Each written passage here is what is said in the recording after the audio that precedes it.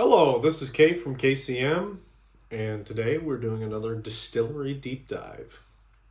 And I wanted to start with a question. Have you ever noticed, by the way, this is not the distillery in question. Have you ever noticed how certain whiskey reviewers, certain people are just resoundingly positive? It's almost as if a single malt or a whiskey distillery or a brand could do no wrong, no matter what. They could bottle water, and that's great. I've noticed that there's a lot of people who are reluctant to be negative about distilleries or bottlings or brands. Anyway, today's distillery deep dive is on Dalmore Distillery. And you might think that that's some sort of foreshadowing into my opinion of Dalmore, and you would be right.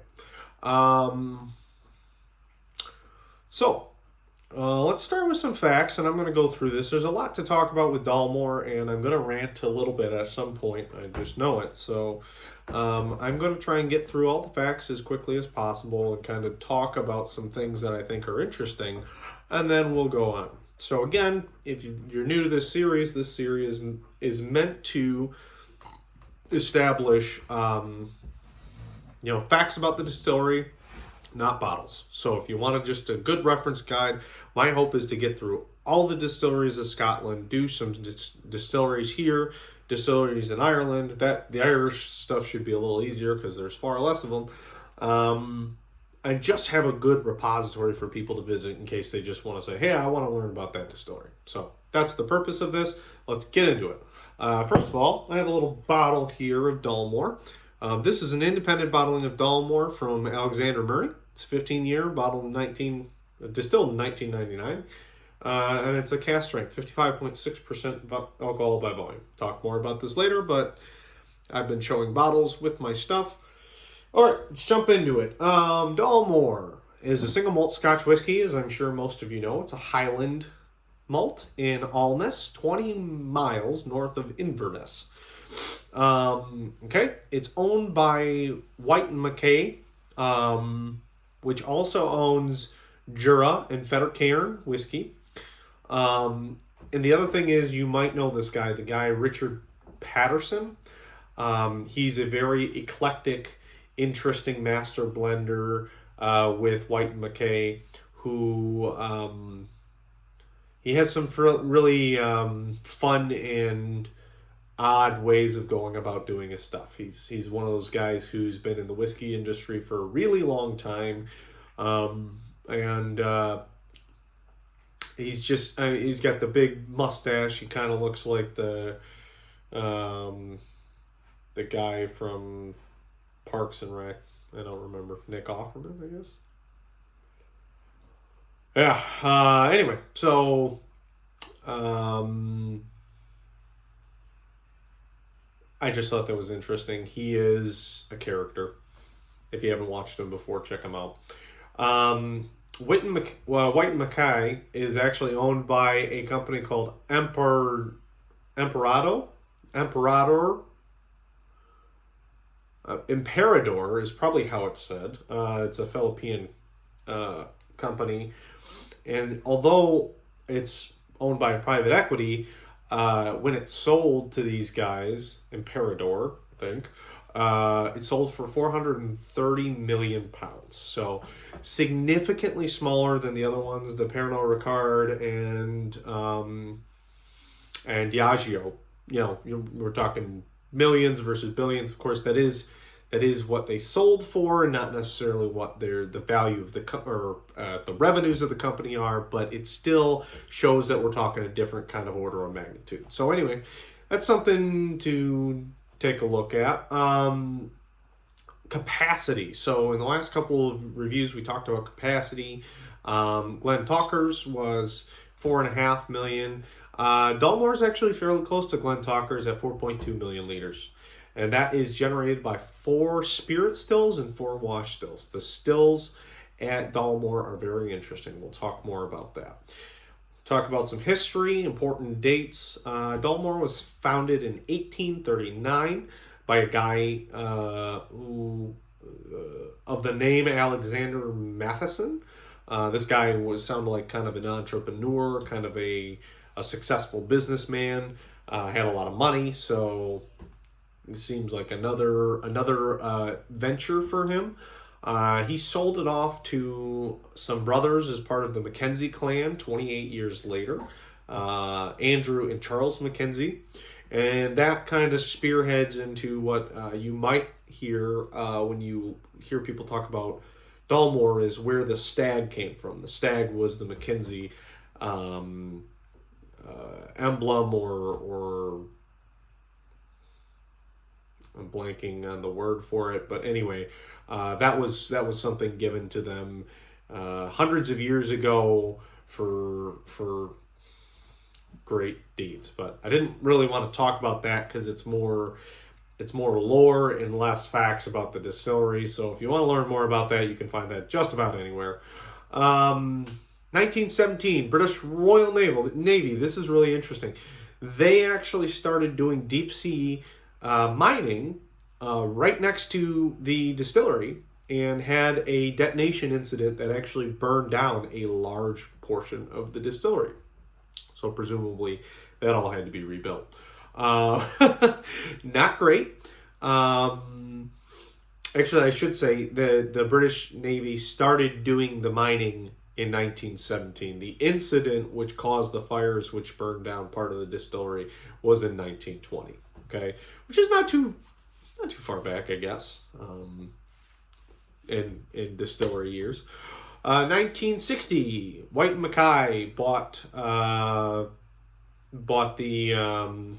brand Dalmore, so that's when they started using it, and subsequently when they started employing Dalmore into their blends. So when you talk about where are you going to see Dalmore, Dalmore is unlike these other distilleries. You've probably heard of Dalmore and you've seen bottles of Dalmore. Dalmore is pretty well seen and accessible in the United States for sure, but also around the globe. So,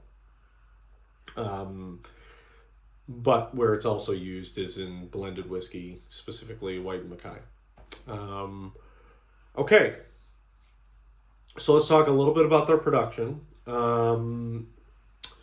One thing that makes Dalmore very unique is their stills. They have very odd-looking stills. Their stills remind me a lot of Kilchoman stills.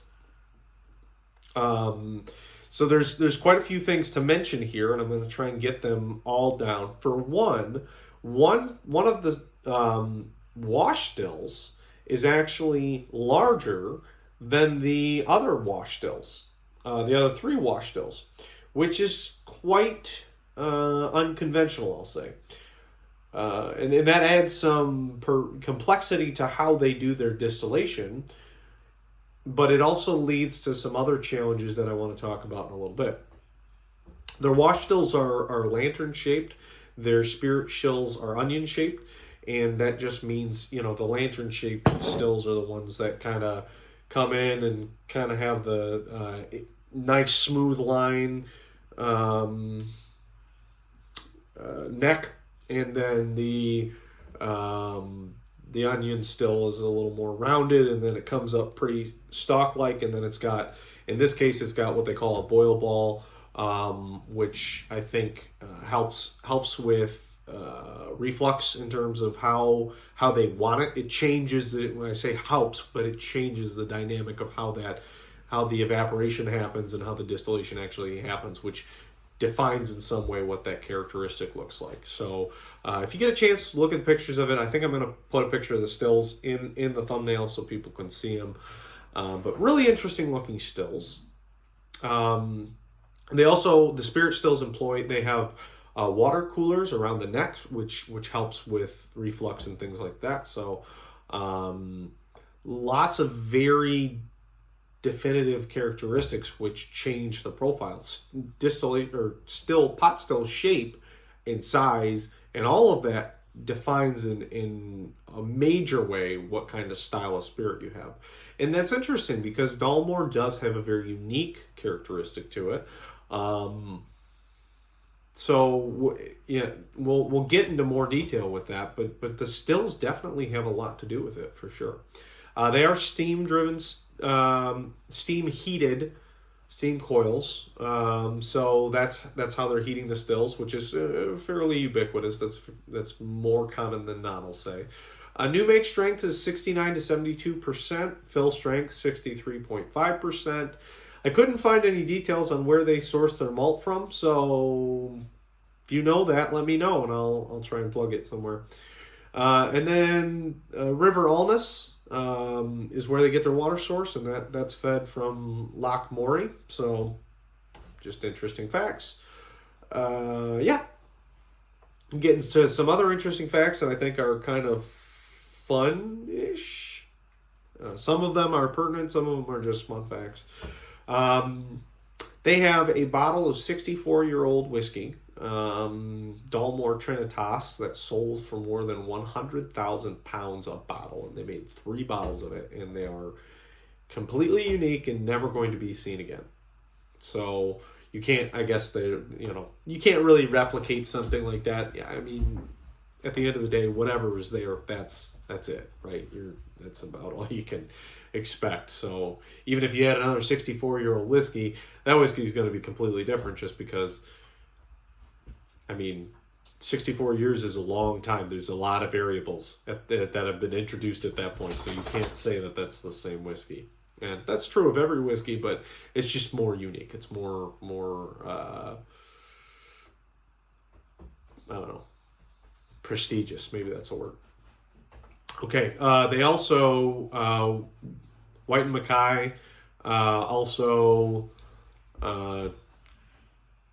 made a replication of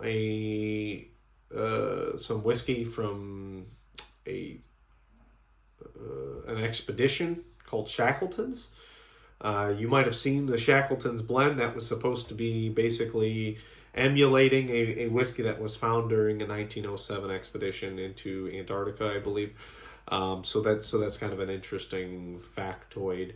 I'm not saying it's good whiskey. Just because somebody emulates something, or just because someone finds a whiskey from 100 years ago, or whatever it is, that doesn't mean it's good, doesn't mean it's worth emulating. I mean, a lot of marketing stuff, in my opinion, but okay. One wash still, we talked about, is bigger than the other 3. And again, what that does is it basically kind of changes that larger still is twice as large, so it's going to create a different profile, a different characteristic than those other 3 stills, and that's substantial. That makes a huge difference in terms of how the characteristic of the whiskey presents itself.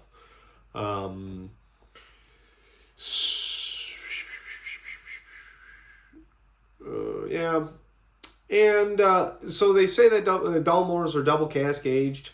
I don't know if that's universally true. I guess maybe it is universally true. It seems odd that there wouldn't be a whiskey out there that was just Dalmore, that was single cask age, but maybe that's their brand, and they said we're never doing that. So typically bourbon barrel, and then sherry barrel, and they get those sherry barrels from Gonzales Bias. I guess I'm saying that's what it is. So they talk up their sherry barrel selection, and they say that some of that fruity, citrusy characteristic from that it comes from the sherry, and I wonder how much of that is the case, and how much of the spirit, the still style, and all that. I wonder how much they're contributing to those things. So it's really interesting to me when I think about it, because I've always tasted that orange citrus and floral notes in Dalmore, and I always kind of attributed that to the still. But they did make some comments that their selection of sherry barrels has a lot to do with delivering those characteristics. So worth noting, but not remarkable. All right, let's talk about some bottling examples. So, unlike the other distilleries we've talked about thus far, which are fairly obscure, Dalmore is not obscure at all. It's very well known, and they have quite a few bottlings out there. They used to only have a 12-year, before White Mackay bought them and started kind of like branding them out. They have 12-year, 15, 18-year Cigar Malt Reserve, King Alexander. They have travel exclusive bottles, and then they have their what they call their Constellation collection, which is just old, expensive whiskeys. Which leads me to my next point, and this is probably where we're going to get into the rant side of things and talk a little bit about Dalmore. At the beginning of the video, I talked about how certain brands just can't do wrong. And Dalmore does feel like one of those brands that has a really sexy appeal to it. The name is smooth. The bottles look gorgeous. It does have a very unique characteristic to it that I think is just grand. I mean, it's fine. But then you listen to people talk about Dalmore, and they talk about them like, they walk on water, and it's amazing to me. Because, one, some of the bottles are just ridiculously expensive. Cigar Malt Reserve. I bought that bottle 3 years ago, and it was $140. Non-age statement, and it was just bourbon barrel, sherry barrel, and Cabernet barrel whiskey. And let me tell you, it was really disappointing. Very, very disappointing. Just not. I mean, you could sit down and say, yes, that's a drinkable whiskey. That's a whiskey that's nice. But when you say that, you mean that nice whiskey is smooth or doesn't burn, and there's some generic flavors out there that are enjoyable. Well, I can make a mixed drink that's enjoyable and smooth and doesn't burn. I don't buy scotch to have, run-of-the-mill experience. I buy scotch because it's complex and interesting. I've done a review of the 12-year Dalmore, and I actually pulled this up. So, because I used to write my reviews, and this was from June of 2013. So 7 years ago, I did this review. And here's basically what I say. There's a terribly disappointing quality issue here. There's a flatness. It's a flat whiskey, and the flavor doesn't pop on the arrival or in the body or in the finish. Without water, there's not much flavor to be had, and we were disappointed by how much we didn't enjoy the unassertive notes. And then I go on to say that with water, it does help a little bit. And I say that it doesn't make the whiskey fantastic by any stretch of the imagination, but it does provide some hope that it could be drinkable.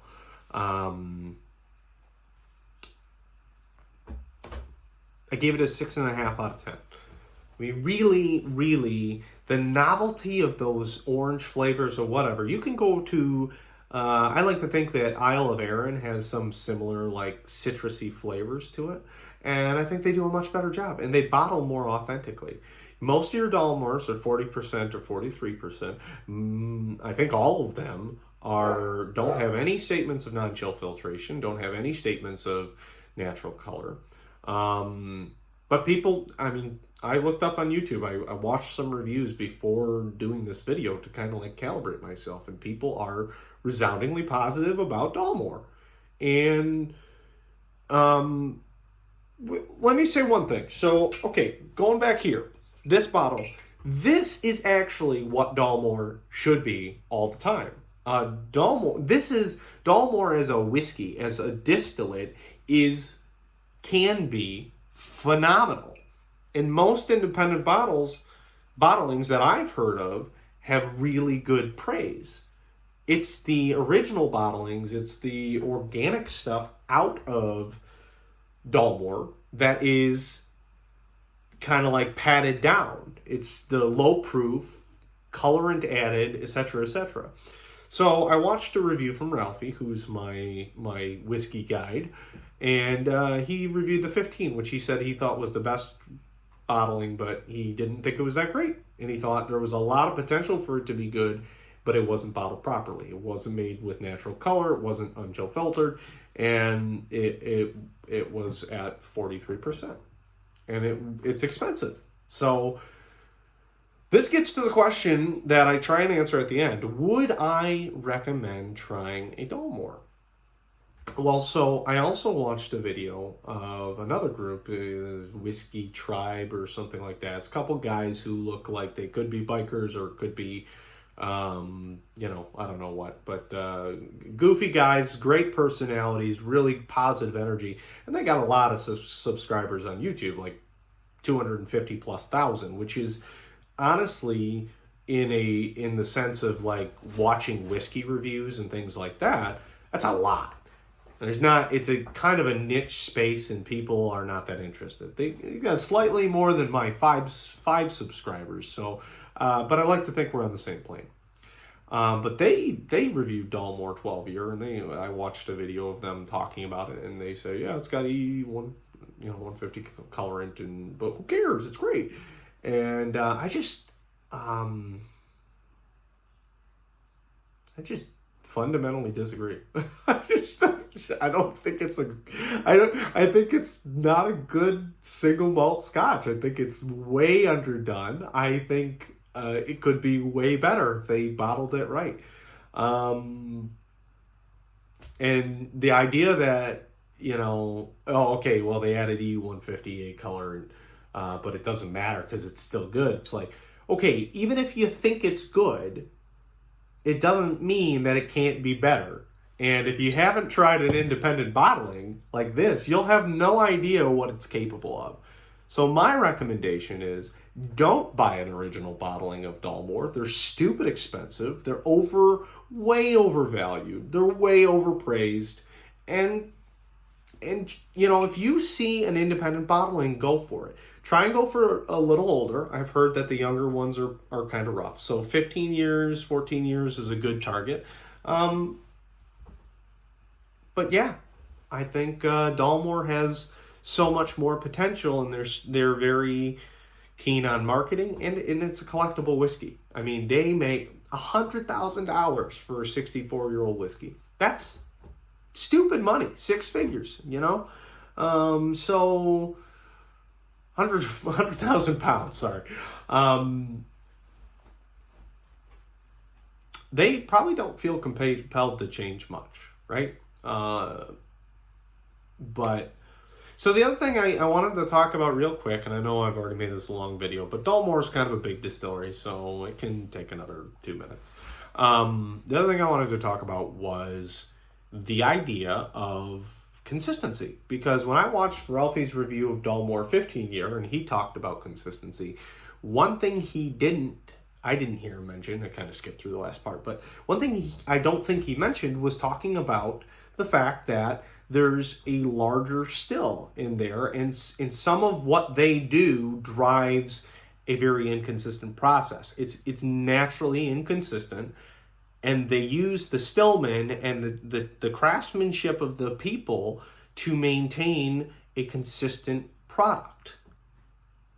Now, with that said, if anybody is familiar with manufacturing of any kind, you know that when you're prone to failure is bound to happen. If you set up a system that goes, yeah, but we got really good people. People make mistakes. People make errors. And I've heard people complain about Dalmore's inconsistencies. That can't be a coincidence. That can't be nothing. So, couple things. Try independent bottlings, partially because the inconsistency doesn't matter. They're not trying to create a certain profile. It's just, this is a Dalmore, go ahead and try it. I don't have to replicate that Dalmore next time because I'm just going to give you a different Dalmore. So, whatever, that's what came out of the barrel. Doesn't mean all of them are going to be good because one barrel might produce something that's not great, but that's the beauty of it. And then, and by the way, that's why you go with reputable independent bottlers. And then the other thing is, lost my train of thought. All right, video's long enough. Doesn't matter. Thanks for watching. This was my distillery deep dive on Dalmore. I hope you enjoyed it. And I don't know which one I'm going to do next. Yes, I do. Never mind. Nick. So, tune in next time. Hope you enjoy. Subscribe. Click the like button. I sound like a regular YouTuber. All right, peace.